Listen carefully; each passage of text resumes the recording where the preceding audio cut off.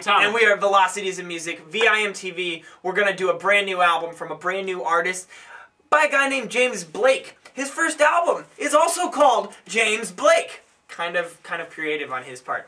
Now, James Blake. A lot of people are talking about James Blake right now. What'd you say, Tom? Mm-hmm. This guy had 3 EPs come out in 2010, and it really just caused up this storm of commotion because everyone was talking about this crazy sounds that he was making and all this. Like James Blake is really a producer. He's very young.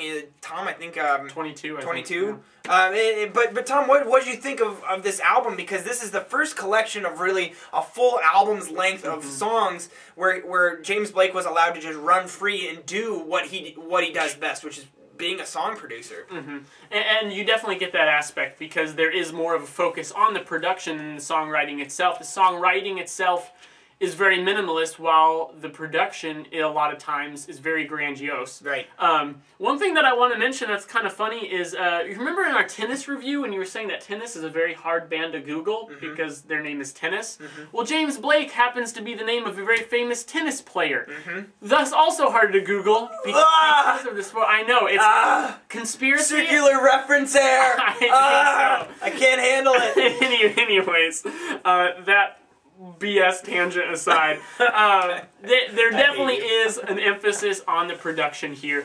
A lot of these songs are very minimal in the lyrics, in the vocals themselves, lyrically, but he is brilliant at layering these vocal parts in harmonies that you would never even think would work, and putting auto-tune on them and pitch shifting and just making it weird. Which is pretty normal in the dubstep genre, which James Blake definitely operates within that genre. But he's much more soulful. He is. It's almost like you take like a John Legend or kind of the more loungy side of that, like maybe Michael Bublé or something, and inject it into this dubstep sound, and I feel like that's what you get, and it's a very odd combination of sounds, but I feel like he makes it work. So I'm going to go ahead and just tackle my biggest criticism of this album. The thing that kept this really out of the 90s for me was the fact that I really just felt like, even though there's 11 tracks on here, it's a short album. What is this, like? Somewhere almost not quite 40 minutes, not quite 40, something like that. And I feel like each of these songs really just don't have enough content. Now, what I mean is that really in the songwriting, these things are stripped down so much. The whole point around this was to strip everything out of it, so you get just the emotional essence and then Blake's beautiful mind of production on these songs. And so everything's stripped out. These songs are as pure. You don't get verse choruses and verse choruses. You just get a very linear structure to where it's just, here's an idea, let's just hone in on this idea, stretch it out over the course of most of these songs are under 3 minutes long. So it stretches it out to like 3, maybe even 4 minutes of this one idea, and it really doesn't do anything. And my problem is that there's just not enough content there and not enough ideas there for me to really grasp my head, my thinking around it, and just thinking about it's making my brain kind of go numb. But my real issue is just that over the course of the less than 40 minutes that this album takes place, you're really only getting like maybe 6, 7, maybe 10 different ideas or core concepts driving this music, where you can listen to a lot of other music, even in the dubstep genre, and get a lot more out of it just because there's more content. Now, where Blake makes up for it, and this kind of almost erases everything that I just said, is that it's so GD soulful. It's so hard not to connect emotionally with what Blake is doing here, because two things. One, his vocals and lyrics, the presentation around it is just hands down fantastic.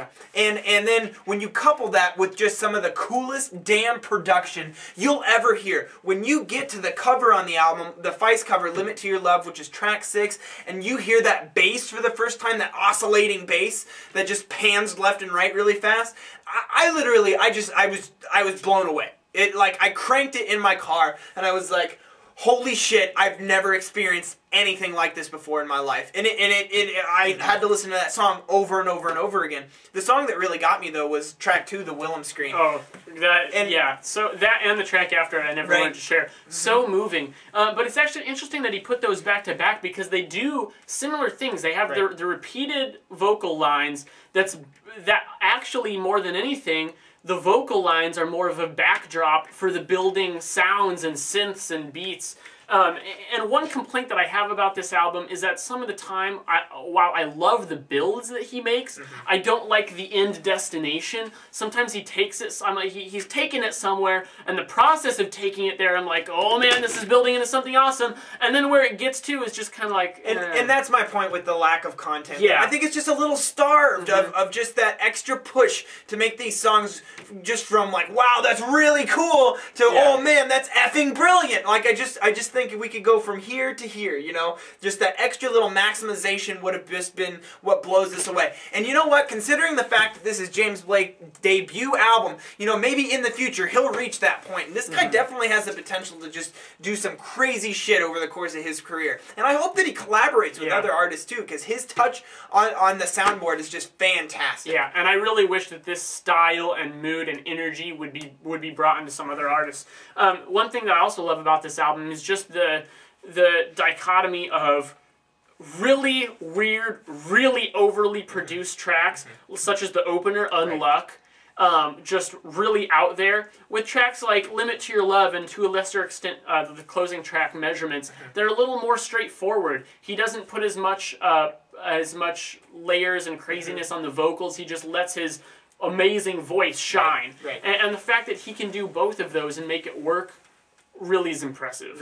Definitely something that you should check out. I'm thinking that, you know, between the stuff that I said before, I'm going to go 80. And then, you know, and just a side disclaimer, I did feel like some of these tracks to me stood out a little bit more, and that I identified with a handful of them, but not the whole thing. I felt like some of the other ones I just didn't latch onto as well. But I know that that kind of varies person to person, and which tracks are the standout tracks varies person to person, and it's not so polarizing like it is with some other albums. But Tom, what do you think? I'm going to give this an 88. I thought it was great. I just loved listening to it. So right in the mid-80s from us, and I think that just kind of shows that this is something that is so new, so fresh, and it's in a cool style that you guys should definitely go out and check it out if you haven't already, if you haven't been listening to The Buzz and haven't checked out some of James Blake's stuff that's come out in the past year or two. So, what did you guys think about James Blake's debut album, and where do you want to see this guy go from here? Do you want to see him collaborate? Do you want to see him just to stick and just punch out albums like he did EPs in 2010? Because I can't get enough of this guy. I want to hear more from him. So let us know at www.velocitiesandmusic.com or youtube.com/velocitiesandmusic. I'm Jake. I'm Tom. And we are Velocities and Music, VIMTV, moving music critique forward.